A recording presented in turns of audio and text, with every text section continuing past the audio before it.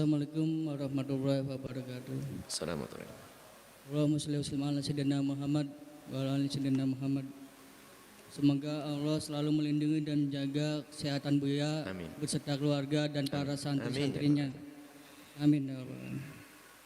Ada yang saya belum paham Buya, di dalam Al-Quran Allah mencantumkan sapi betina dan semut merah, juga Luqman orang soleh gitu Bu. Apa maksudnya, dan sampai sapi betina ini Al-Baqarah, para iblis dan setan itu takut pada sapi betinanya Allah gitu Bu. Mohon penjelasannya. Gimana? Setan? Setan dan iblis itu takut sama surat Al-Baqarah, yaitu sapi betinanya Allah gitu Bu. Mohon penjelasannya. Terima kasih. Sebelumnya Assalamualaikum warahmatullahi wabarakatuh.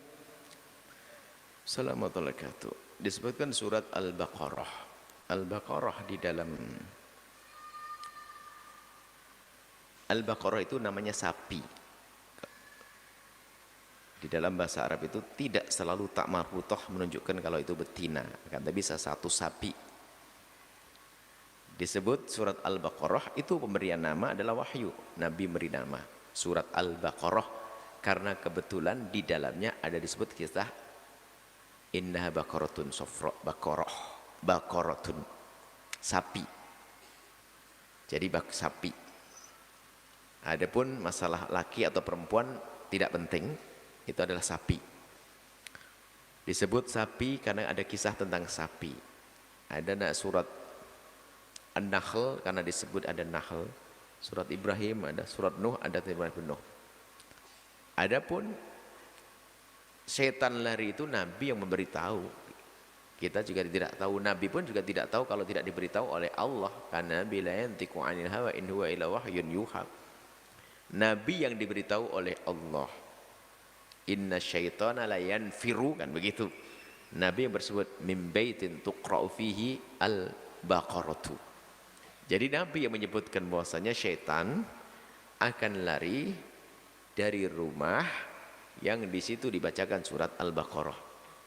Nah ini padahal surat-surat yang lain juga begitu, akan tapi berarti ada kekhususan di antaranya, lalu diambil faedah oleh para ulama bahwa dianjurkan kalau kita masuki rumah baru untuk membaca surat Al-Baqarah.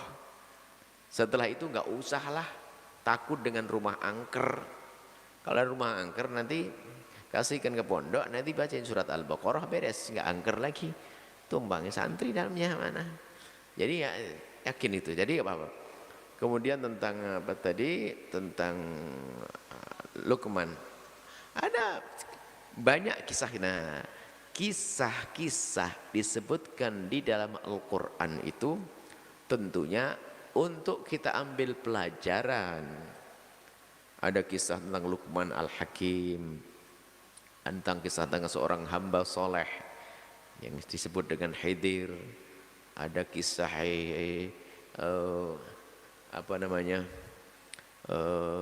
Nabi Musa yang sangat panjang kisahnya. Kisah-kisah itu disebutkan adalah untuk pelajaran buat kita, untuk menguatkan hati. Kalau itu kisah kesedihan, kisah perjuangan, agar kita yang berjuang nggak usah juga gelisah. Karena apa? Ada nabi-nabi yang berjuang pun dapatkan tantangan seperti kita. Sering baginda Nabi begitu dihibur oleh Allah. Kamu bukan orang pertama kali seperti itu wahai Muhammad. Telah ada nabi-nabi terdahulu yang telah aku utus mendapatkan musibah seperti yang kau terima. Jadi seperti itu untuk pelajaran bagi kita. Nah kemudian pelajaran lain adalah begitulah Allah di dalam memaparkan hukum-hukum itu dibarengi dengan kisah-kisah itu agar kita punya cara juga. Di dalam kita ingin menyampaikan kebenaran, kita perlu juga dibarengi dengan sesuatu yang menghibur, dengan cerita, dengan kisah Nabi terdahulu atau kisah orang-orang soleh. Kalau mengatakan gini, kalau kamu beramal baik nanti masuk surga, nah ini kurang menarik. Tapi ada kisah tentang ada itu menggugah hati. Dan biasa bercerita. Sehingga cerita itu ternyata menjadi sarana untuk menghantarkan satu ide, pemikiran, pemahaman. Jadi dibuat dalam sebuah kisah, cerita-cerita. Maka bercerita dengan catatan tidak berdusta, itu sah. Menceritakan yang menggugah hati, menceritakan yang jadi ibrah pelajaran buat kita. Banyak sekali yang bisa kita hadirkan kisah-kisah. Tidak harus kisah dari para nabi. Kita bisa menemukan orang soleh di kiri kanan rumah kita, orang fakir di tetangga kita. Banyak kisah. Tidak harus kisah orang-orang besar. Hanya wa kullan naqussu 'alaika min anba'i rusuli yang disebutkan dalam Al-Qur'an. Kami telah sebutkan kepadamu wahai Muhammad tentang berita nabi-nabi terdahulu agar kuat hatimu. Semakin mantap, hati Nabi sudah mantap, semakin mantap. Kenapa? Ada kisah-kisah juga. Waduh, saya berjuang.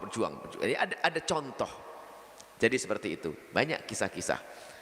Dan juga kisah-kisah orang yang jahat itu juga ada di dalam Al-Quran. Qarun, Haman dan sebagainya disebut untuk apa itu semuanya? Iya, untuk pelajaran agar kita tidak jadi sepertinya, kan gitu.